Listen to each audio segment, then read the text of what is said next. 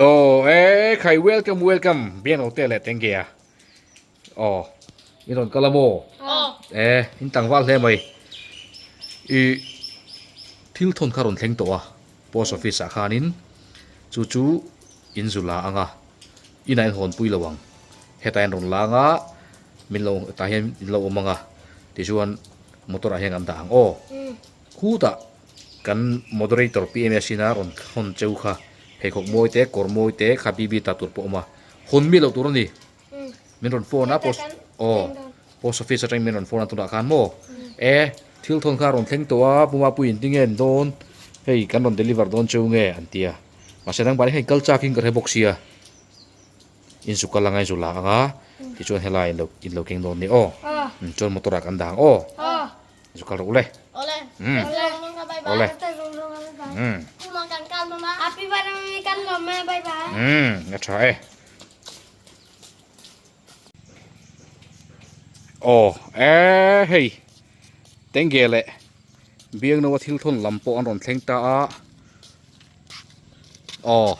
Kam la post office tangin. Post tangin kan la ni. Entin nge in zu fiat chat thei an lo pe cheu nge. Te ing lo kan kala puin ke mani khasoya.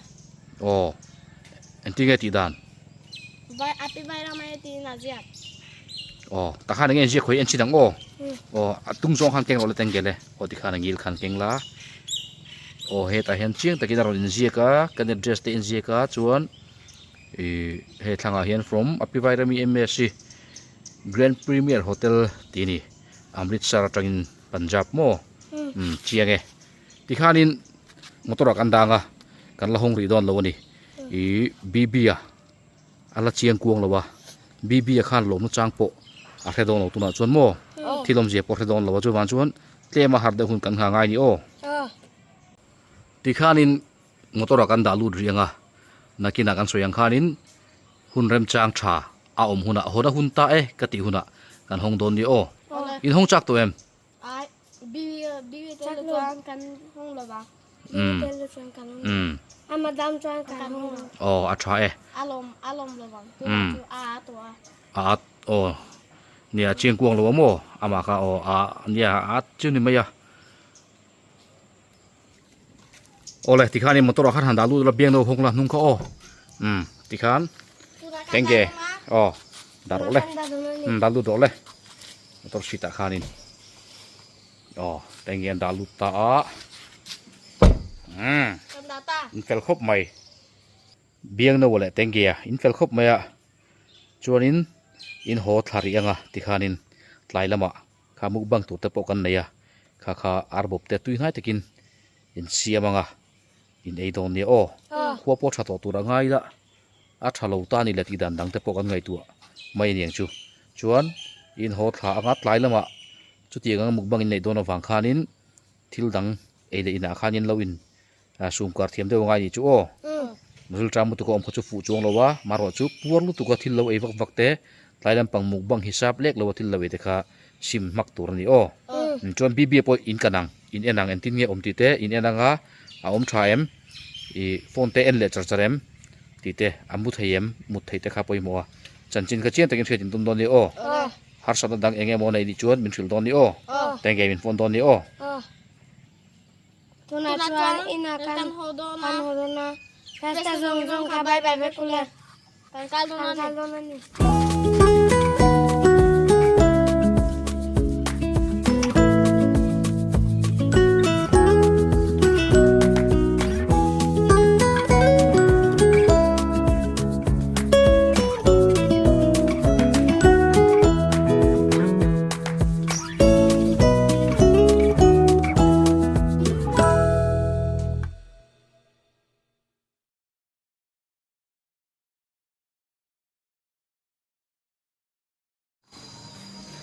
Ole tun tu ma hian hei Mr. Onen kan ron in nan le ta nia ka subscriber tam zok te kha luilam pang video en du sangamang lai en lo wanga min subscribe tu te nia ka kha reng chewa khatiu video kha kalawang siam le dona tuna hian sangaman si som thlan ni lawa tin Mr. Ren ka in kom hi mi thanem ngai tak tak te mi tlom ngai te mi fel te mi be te ani chu tiang chuanin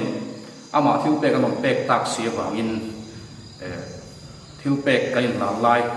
video kan siam le turin ka ria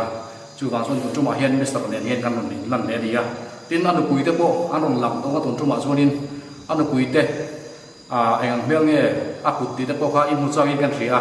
nu fel tak mai chung ko ta na thanem ngai tak mai kha kam mu thei to lo ne ton tu ma chuan eng police thil pek te kain lan ma in Mr. hi thil tlem te han so ko le lok ka duwa Mr. chan chin kha an lo ria Mizoram hun zau zo ate mi tam takin lai na tu chia an kho ngai chia tin nang ma mi del ni chung sia enge in te sa a ma te thoka ka ti kan chu ko ta na trong kai tak maya mi dam ka ti boi la ba huni mang kha mi in ro hian ti mo chu ga chon an mi tui te po at na salu tu ka chu ti an zonin mi tam tak thin nu ma itla na em mai ni ke po in along ka ti kha kha thiêu tu te po in lo tu ta along ka ti khop maya ka ti mi ni bang khanin ama kum ta kan nei kha ania tin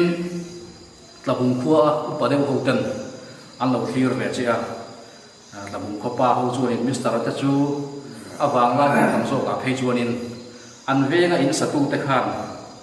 in an saka pia in satu te mai lai thenom ten in sakin i pui thina ni bo pui tin ha in chung te po a chi sak zeng alom in Mr. in chung chi sak lo chu an wang ko pang an tia chu ania du la lo tai po ka ma pui sak di nen mo alo ong khop mai Mr. hi chu tia nga mi to ngai tak mai an veng te ku me ka lo lai po ama in po ka ma ka pui san po lo ani tak chu haro pui khop mai ti hianin midang te chan pui tu an tang zo sama ani chu tia chu dia ama hi chu bang chuan in kum nong ka kan nei ani kha kan ravek to me tin tun tuma video ran thar te Mr. chan chin thalo te po khanin middle thil ti thei ti le middle lu pui min ti har ti video kha ka chan la kham ho ba kha tang khanin eng wanga in ko me kan nia eng wanga thil te ki dong ni ti po kha a riat theya kam te po kai no thir ve le nga chu tian chu ne hun rei mang lo ka ngai la hei tabung khua restricted area ka kha chu mu mai min puna wangin thil pe tu te la in poisa ron bank account ka lan na po kha ka yin lam lok thei lo nia kan re de bang ma ti po san chu khoya ma ka chuk thei bi lo ba ni pon chuk thei lo ba chu ti chu nia tum chu ma hai hun chet tak kar kan ron in kom la thing hak ma ya rom khum mai pathian in hun tha min pe kan thra bo ka tin Mr. Pul hian pathian hian hun man du amodi o ka tia asan chu kan in kom na kan in ve bu ka kon sak mi lo chia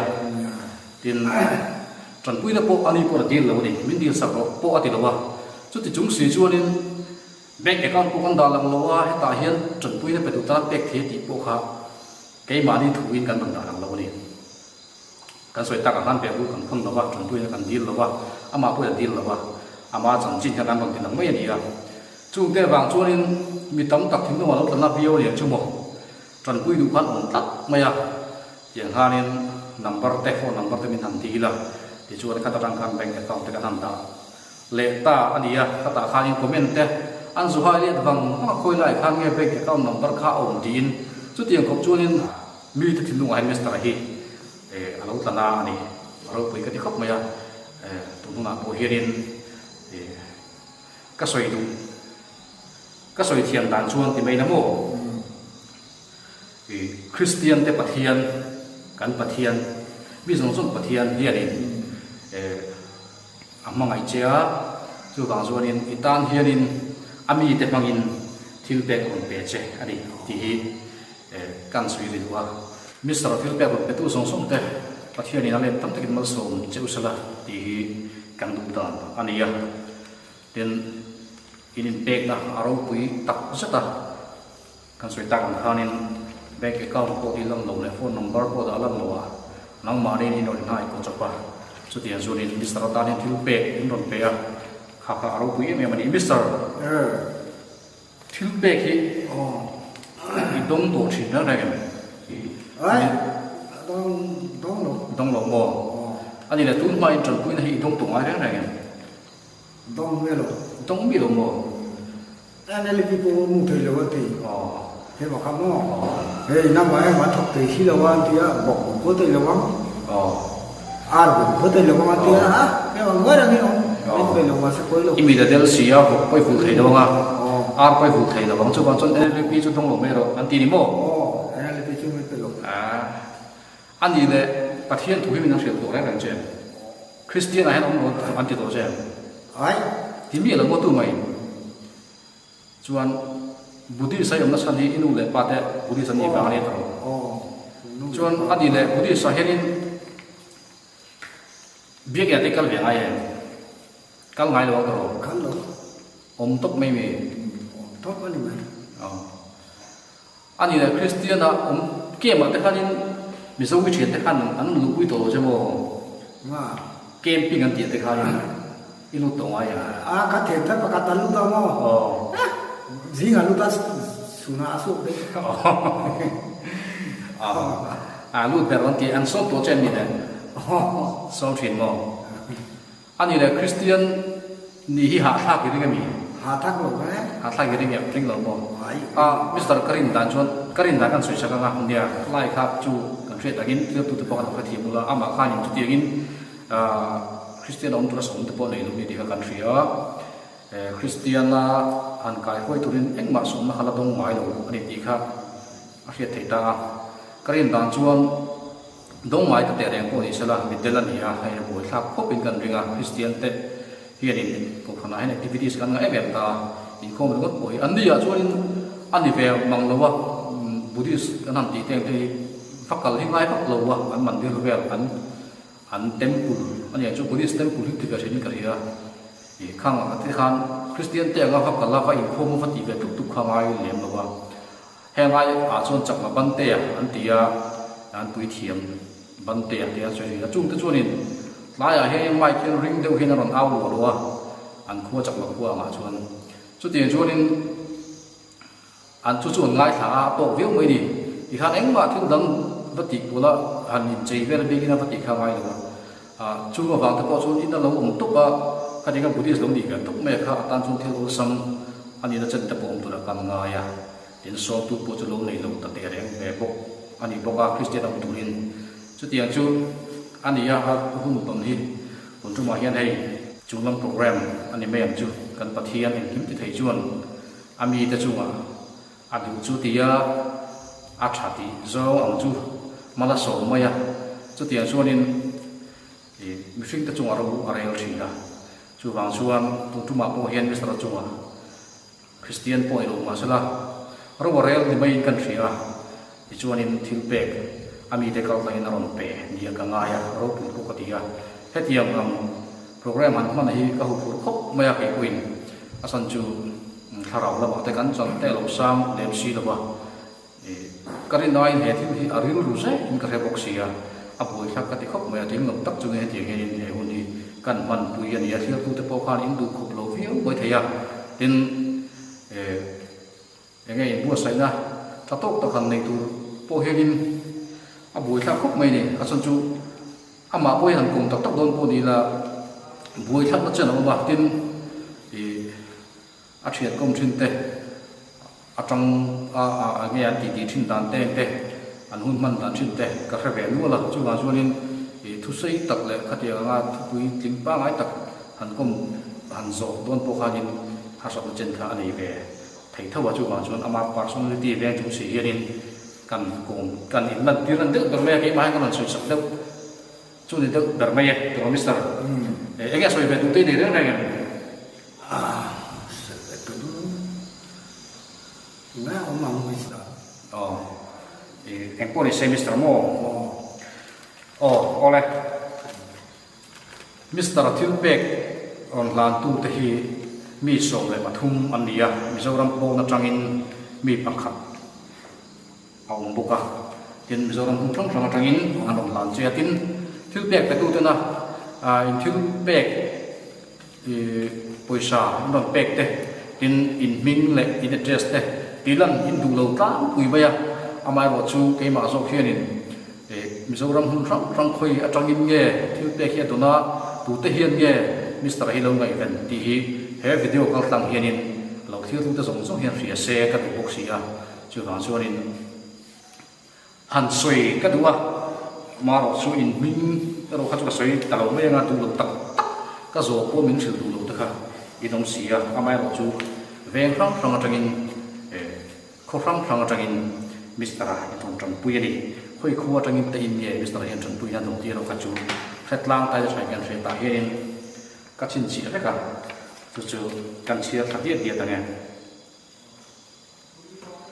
Mr. Tran Pui tu te mi so pathuman ni kan ti kha sai tu chim veng atangin Mr. Tran Pui na an ron pe a tin zodin tlabung atangin an ron pe boka rul cho ma tang puin an ron pe ani tin ram hun sau ai zo atangin Tran Pui na an ron pe a pakhat hi chu aming che ka theya chu bank account atangin mini statement ke na tunge ni ti ka sum theya ama wa chu aming soi du boxi lawa aveng ming ka zo in min chu do boxi lawa hei hi a bui khap khop maya ming thup tak tak ani hei hi ti chuanin midang ko hin ni thowa ama chu ka soi sakani ming thup vek andu veng ko thup vek andu ama chu khoi tengin nge zoram ni pui te hian khoi mun lo en tu ta khanin zoram poi lo subscriber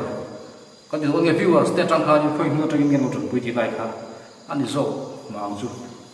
an soi poi de nuai ni khlai ka soi thiam bu har sa ti chuanin nga soi zum leang West Bengal atangin Mr. Tran Pui na anon pele boka hei hi aron petu te nung lei mi ni nge kan ria chu cheng chu ania ani po hian in thup an du khop mai amai ro chu an veng hing ro chu ti lan vek ka du ni tin long klai la atangin Mr. Tran Pui na anon pe boka tin long klai la atang hian mi pani in an ron Tran Pui pakhat hi Bangalore ania tin pakhat hi chuan aming le ani na ina sang tak mai nei ania lai thakhiau pura ka ngaya thuk adu thlat maya chu long lai lam bang mi pok ania long lai chon hu ti tu ne chu mo chon hu veng bing ne nianga aliang veng ming chu ta tang chuanin Tran Pui na Mr. Dong boka tin tui ko sau aizol atangin dong le boka cham phai veng lai atangin dong ko ni ha bang bang kop mai ko chak ma tang ta ko in Mr. Tran Pui je ni mi tang tak mi tui ti tla ri chuan aizol chan mari west atangin Tran Pui na dong boka new cell chip atangin atong bok ani aro pui khop maya heng hi ve bur khun ni mi lo mani thanen ngai na Mr. lai lo na pa ga tin nge pathian mi ta tak tak in ni e ka ti ni ke chuan chi pathian in thin lunga na ka thok tak ja tani Mr. Tran Pui tu rianin Tran Pui pa pui kha kani bank account le phone number create lo in on song chu kani ya chu tian chu ni ro pui khop mai Mr. thil ro te ki ro pui ka ti ya an chung ko pualin tng ka ta hian mi dang ta na mal so ma thlen tu ta thil pe tin kan zia ka in lo pa hian Mr. ta chung ko pualin tian ya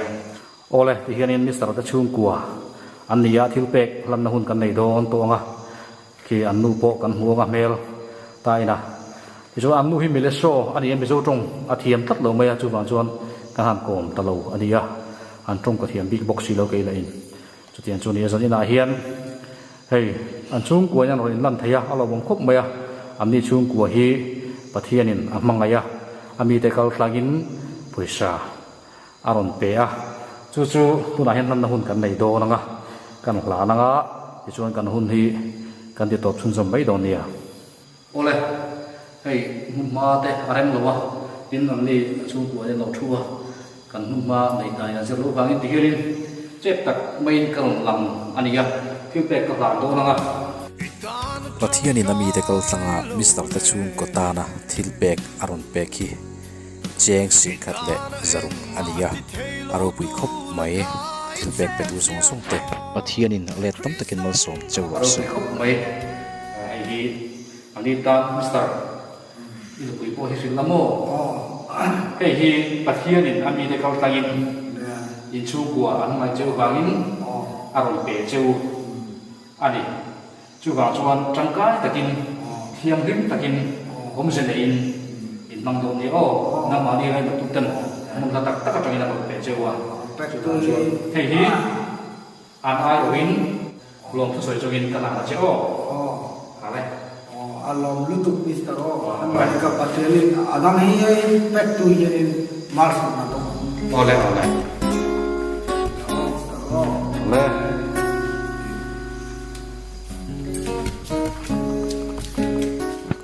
helai lui pui kam tuin hai te wa tai khor ve nga hian Mr. te hian chu puin an khosa a tuna ka mak na zona tak hian anin lui to tak chu amin atlabal to re a api aluka hian in thar sak tumin anrel ve mek ani